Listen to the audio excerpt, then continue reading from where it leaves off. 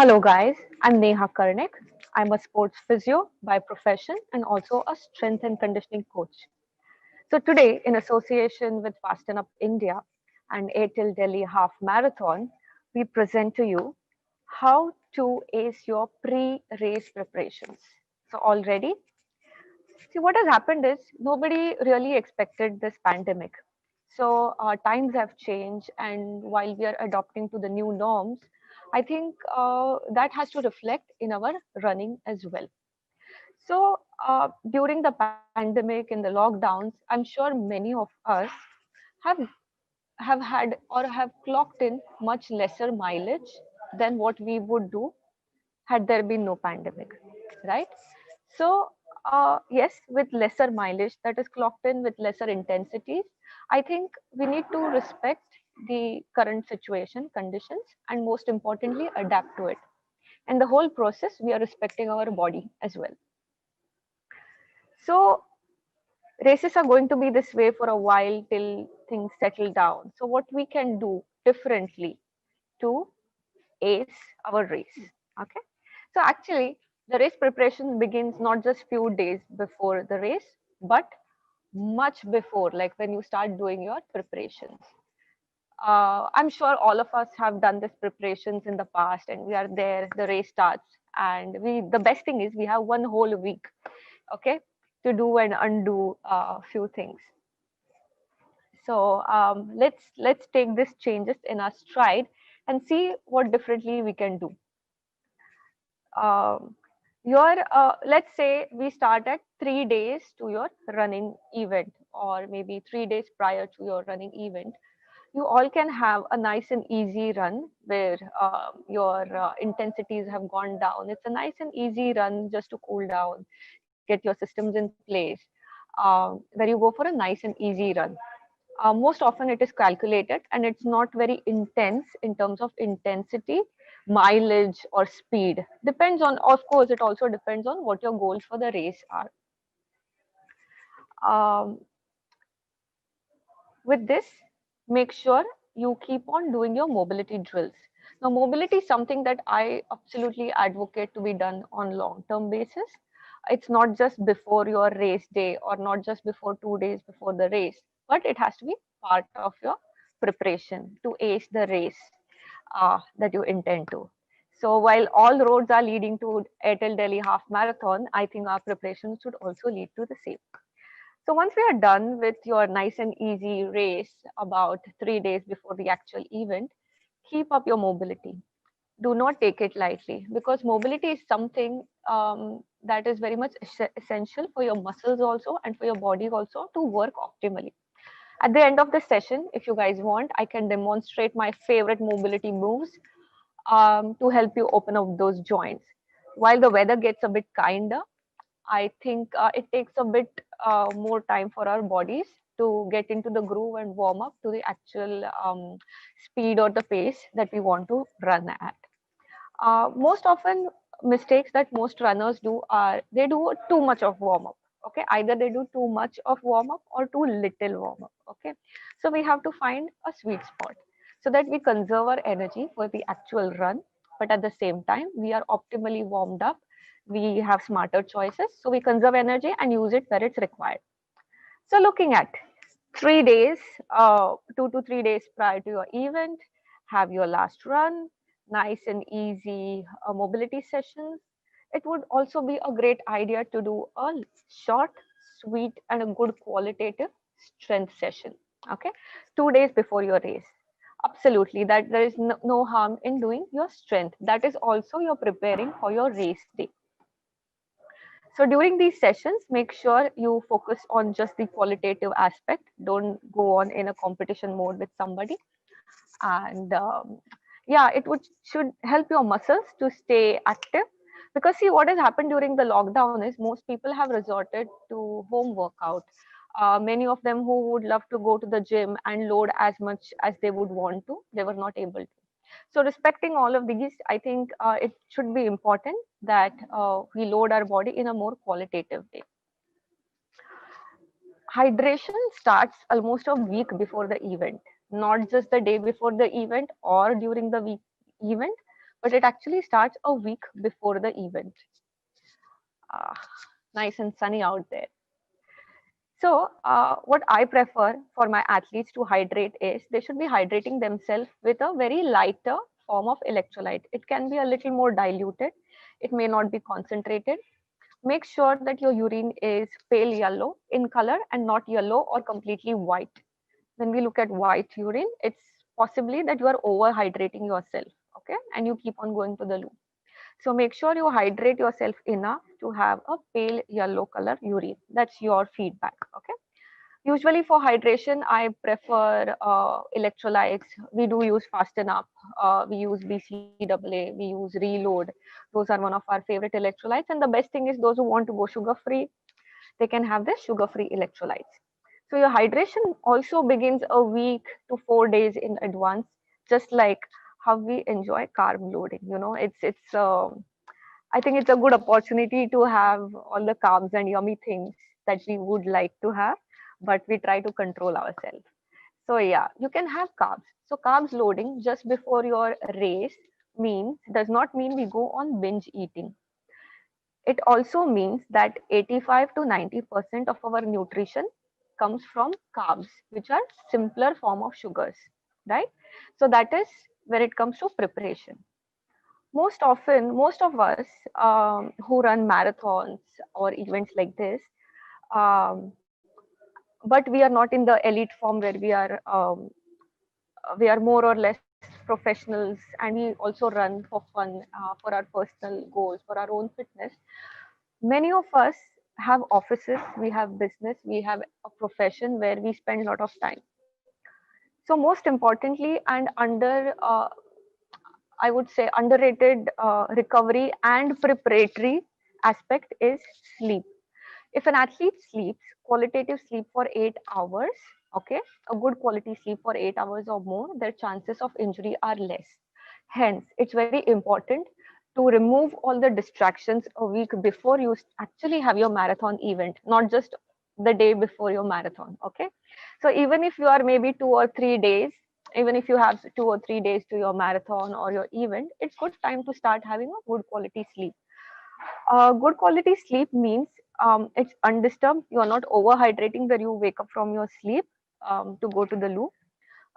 Just enough so that you wake up on your own without an alarm and you wake up fresh. Okay. So start this routine about 2 to 3 days before your actual event. Interestingly, there's good amount of data when you are, this is for people who are training on regular basis. They are training for events. They have training goals. Okay, there's decent amount of data that links reduced sleep to injuries. Okay, so when we prepare for an event, we are preparing to give our best, to have our best timings, to have our personal best, to break our own record. Some of us would want to run for podium. That's great, but it's a whole process that leads us to the results. And the process is something that I absolutely believe in. So having a good quality sleep schedule matters to us. Remove anything that might be distracting you know. So you can probably have an early, you can call it a day a little bit early, maybe 9:30, 10ish, wake up at 5:30, 6. Most of us do wake up. So yes, good quality sleep matters to us. Um, Apart from sleep, it's very important that we work on calming our mind. It is one form of recovery, and recovery also helps you perform better. Recovery is not only depending on what you did prior, but it is also essential for your better performance for the next session or for your next race or the upcoming race. Recovery can be good food, good sleep, good nutrition, hydration, okay, and it's a preparation for you to ace your race. If I haven't recovered from my previous session, say I've had a late night, I didn't sleep well, I didn't eat well, maybe I had a long working day and I have a race next day, I'm probably not going to be at my best, right? So recovery is essential for our performance that has to come. So make sure you are hydrating yourself well, you are eating nutritious food, balanced food, nothing out of the blue, nothing new. keep up your mobility games, your strength should be good. So now, coming to preparation of the race, maybe a day or two in advance, like just couple of days before the race. Um, you may not take complete day off, but along with your mobility, you can include some little bit of drills that may just last for 10 minutes. Okay, that's because our mind and our brain and our muscles are quite interactive. Okay, there's something called as muscle memory. So we would want to, if you are looking for our personal best, if you're looking for setting a record, if you want to win a race, you want to have podium, it's important to also remind our muscles to do their job in a more gentle way. So many of my athletes, even before the race day, they do gentle mobility drills. They do some skill drills, which wakes their hamstrings, which wakes their calf muscles, which works on their glutes. Little bit of core work, okay? Because it is always a global approach when we want to ace a sport or when we want to ace a race. So I have few things. I'm going to keep it very short and sweet. And if you want, we can have demo at the end of it. So yeah, so your fueling can be as simple as juices, can be as simple as a good quality fruit, a whole fruit. I'm sure the nutritionist might have already captured this aspect, or I think there are a few more nutritionists coming up. So coming up to the race day, so you've had your hydration, you've had your good quality sleep in the past, you've loaded your carbs, you've had your last run, you've done your strength sessions, little bit of maybe skill work, or just some muscle activation and core work. We come to the race day, the big day. So we are going to celebrate this ADHM as it's a celebration of human spirit from what the world is coming to, and we are celebrating the fitness, we are celebrating our human spirit amid these times. So I think we should be very proud of ourselves. So on the race day, what I mean, it's race days are usually very much for people, they are very personal. Some of them would want to have a short meditation. They are in their zones. It's completely fine to be in your zone. And what we need to figure out is what my zone is. Okay. For me, from my experience, what I would like to do is I usually wake up a little bit early, have a good night's sleep, wake up early, have my tea. It's something, I'm a teetotaler, so I like to have my tea. But most importantly, as the weather gets chilly, the body starts stiffening up. Okay. And as we become older and wiser, hopefully, what happens is the joint starts getting more stiffer. So an older athlete or somebody in their 40s or 50s would take little more time to warm up as compared to somebody in their 20s. Okay, so we need to respect all of these. So what do we do? I prefer to take a hot shower. A hot shower, uh, basically it wakes you up. It just wakes up your brains, it wakes up your nerves, it wakes up your muscles. With hot showers, your temperature of the skin is increased slightly. Okay, and then what happens is that seeps down to your muscles. Okay, with all the information going from your brain and your skin, your muscles start warming up in terms of temperature. First thing is to get your body temperature higher. So once you're out of the shower, have a long shower. That's okay. Come out of the shower, and then you start your mobility routines. Mobility is something that you can very much do in a small space of your hotel. Absolutely fine. Should not take more than 10 minutes. So this is a routine that most of my athletes religiously do most days, and especially on race days, okay, or match days. So mobility is aimed at just moving your joints in a more conscious way where they can optimally perform. So when we look at marathon running, we don't just run with our legs, we run with our arms as well. If we have an uphill, we are running up a bridge, we will definitely be using our arms, we will definitely use our core. But at the same time, even if when we are going downhill, we are letting our body loose, having bigger, longer strides matters to get that PB. So we have to open up the joints so that they can function optimally. We will. I think I'll have a short session for you guys. It will be just a demo where we start with flexion routines, because we are quite often lying down in a forward bent position, right? So it's time to open up our body, open up our shoulders, have a good posture. But at the same time, when we run, our hands are going this way. Okay, most runners would have little bit of rotation in their thoracic spine. So for that, we have specific drills for the thoracic spine to open up, to let you breathe well. You can run well when you can breathe well, and you can breathe well when your spine and your ribs open up, right? So these are the drills that we do. Apart from thoracic spine and shoulders, most importantly, we work on hips. So we like to work on the hip mobility as well. Having good quality hip mobility ensures that most of my athletes do not suffer from backache. It reduces the chances of having backache. Quite a lot of marathoners have come back to us in the clinic saying that they have backache post runs or post marathons and their hamstrings are tight, blah, blah, blah. Fine. So there are a few things that we can avoid, and definitely we're looking into it. So what we do is we do a lot of hip mobility exercises. Okay. So these mobility exercises are basically aimed at opening the joints. While as most runners I've seen, they just focus on muscle. You know, I want to stretch this muscle, stretch that muscle. That's fine. I'm ready to go. I'm jumping a bit. I'm going down a bit, up and down a bit. That's fine. I mean, that's great. But our joints and muscles work together to give us an optimal function. So yes, working on your hip and ankle is very essential.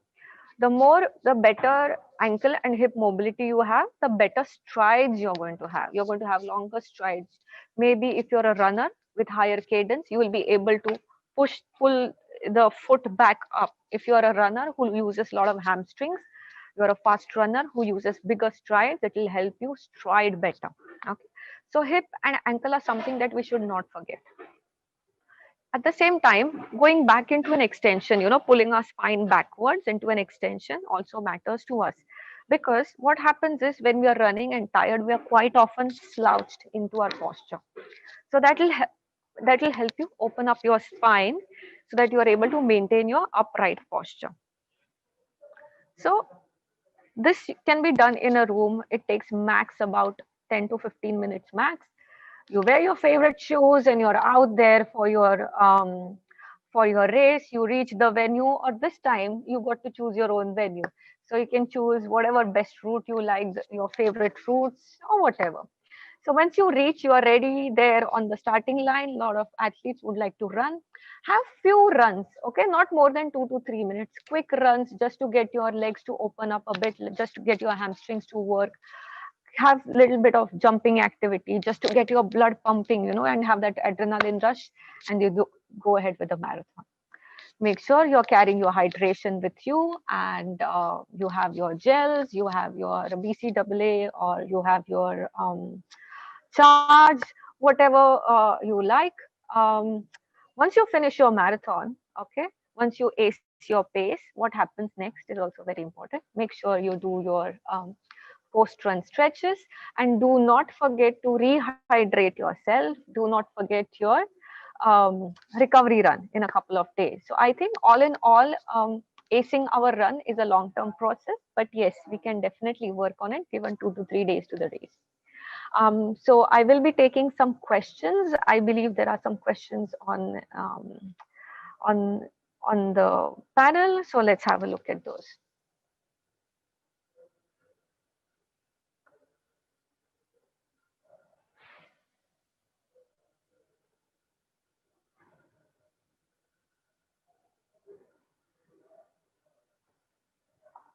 So we are going to have some sessions here, and we are going to look at the questions that are coming up today.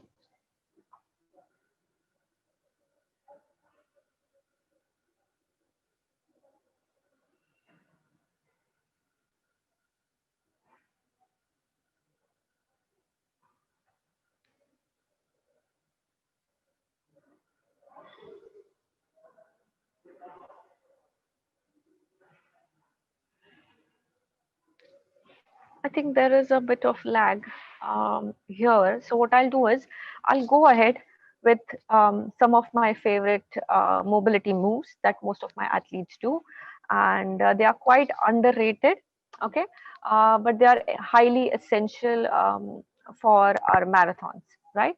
So I'm going to go ahead till we get the questions here on the screen. We'll go ahead and I'll demonstrate some of my favorite mobility moves. Let's go.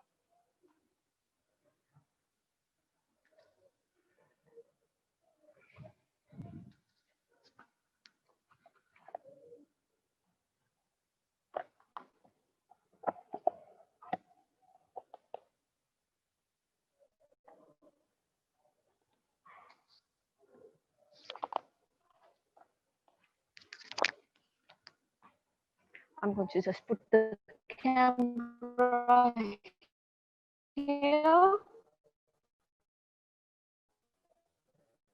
Okay.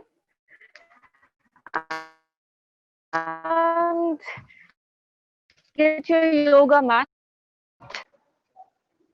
And there we begin. That is more or less bending. We start with a flexion routine. You're already starting. We start with head and neck bending forward. Bend, bend, bend completely in your spine, in your hip. Flex your knees, flex those ankles, and rock back and forth. This helps opening your ankles a bit more. Hold your toes and up. Stretch your hamstrings. Go down and up, go down and up again into extension. Okay. Once more, we bend our neck, head, neck, shoulders, thoracic spine, lumbar spine, hips, and our knees, ankles rock back and forth and rotate. Okay. This is the flexion routine that I absolutely love. Next is a rotation routine. That's what we are doing. So lie down on your mat, on your sides, one knee on top of the mat. Open your arms and we are out there. Rotate the spine. Open your arms, open your spine and redo it on both your side. This helps your spine to open up. This will help you to have a more upright posture. Okay. And extensions routines are extremely important. We are here, head and neck up, upper, middle, and lower back up, piece by piece, and down. Okay, up and imagine every bit of your spine opening up. And as you go up, breathe. Make sure you don't hold the stretch. Okay, open your arms. It's very important to open our arms even for a marathon. It helps you to run better when you want to go faster or uphill. Make sure you're opening your arms, you open your lats. And my favorite, we call it shin boxes. We are out here. Keep your legs in front. Okay.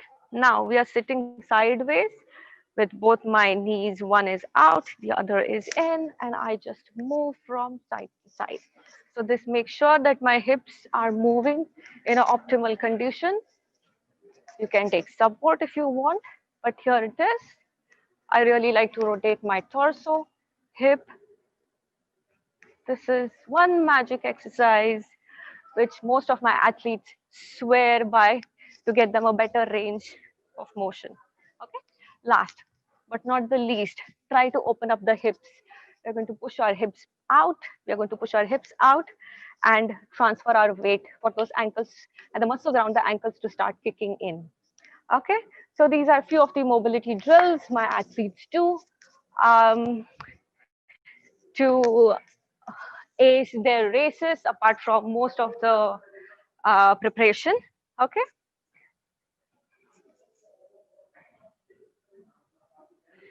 So I think I've talked a lot.